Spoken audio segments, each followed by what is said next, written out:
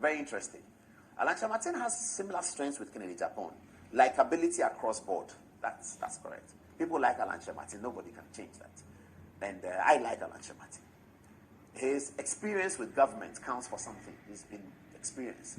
His longevity in government without any corruption scandal, he also passes the corruption test. Clearly, he passes it. He's been long in government, no corruption scandal. The small issues about Alan, some people, you see, every political party has the hawks and they have the doves. The hawks of the MPP think that he's not fighting enough, he's not shouting on John Mahama enough, he's not shaking the NDC. That's how the hawks see him. Do the hawks have a role to play in the party? Yes, they do. Do they run the base of the party? Sometimes they do. So, Alan Kyerematen's profile is not very satisfactory to the hawks of the MPP. They think he should be punching a bit harder, and that he has had the opportunity for so long, he never punches. He should go out there and deal with it the way they know historically how people have dealt with it. Okay. Let's come to Alan Kyerematen's general wide public popularities. That is true. He has a wide sort of spread of people who like him. Many people like him. With respect to 2024, will that translate into people voting for him?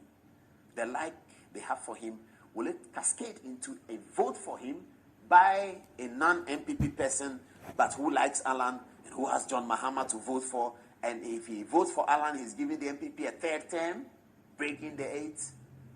My answer is no.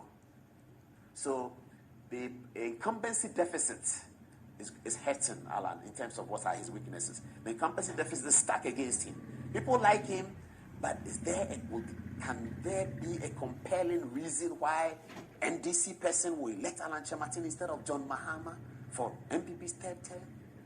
I don't know. Do we put him in the 5? Yes, we certainly do. Alan Kyerematen is in the 5. Joe GHARTEY. Okay. Well, what are his strengths and weaknesses? Joe GHARTEY is an MPP man.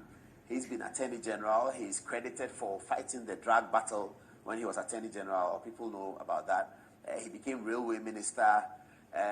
One of Joe GHARTEY's issues is the parliamentary votes that turned out in 2020 in an MPP stronghold. The votes appear to have whittled completely away into the ballot box of Grace Ayesu, the NDC candidate. And that was shocking for many people. For me, it was surprising.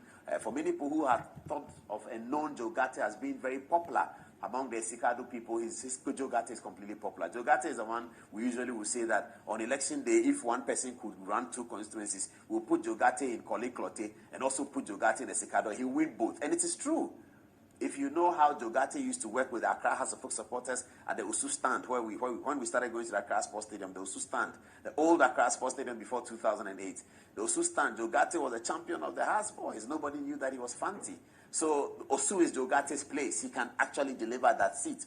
So that's what we used to say. And then come 2020, I was here in the studio when the first report came to me that Joe GHARTEY had lost the election. I said, the Sikado, I was here. And all the boys were laughing at me, saying, Charlie, why today, what happened? After I was jubilating that Amewu had won because I like Peter Amewu, they said, your man Joe GHARTEY is gone. And I think was the first person who saw a text and said, Charlie, your man Joe GHARTEY is gone. So I stood out and I called him. And somebody picked the phone. And I said, are you in the Sikado? He said, yeah. I said, where's Uncle Joe? He said, he's around. I said, now, I said, Kodo. He said, we win. I said, are you sure? He said, we win. Now, when I knock, I say, and I said, Paul, I don't want you. He said, oh, good evening, Ghana. Win. I said, well, okay. So I came back. I texted other people in Joe GHARTEY, fine. But when the results came, he had actually won. But it was so small, so surprising that Grace Ayesu had covered so much ground. It's been a concern for people thinking that Joe GHARTEY did not show complete control of his Sikado for the at least 3-4 terms that he ran it. For the last one, why is he running for president? What's going to happen? But other people feel that, but this is the advantage for Joe GHARTEY. People feel that there is a contest between some 2 people, and the party must go for a third person. In fact, now they think there's a contest between some 3 people who don't like each other. So for the party unity, they have to go for another person, somebody outside that group. Those who are thinking like that may be looking at Joe GHARTEY. Now, do we put Joe GHARTEY in our top 5? Let's finish and see. The first 2 are obvious in there. Joe GHARTEY is not obvious. We'll tell you.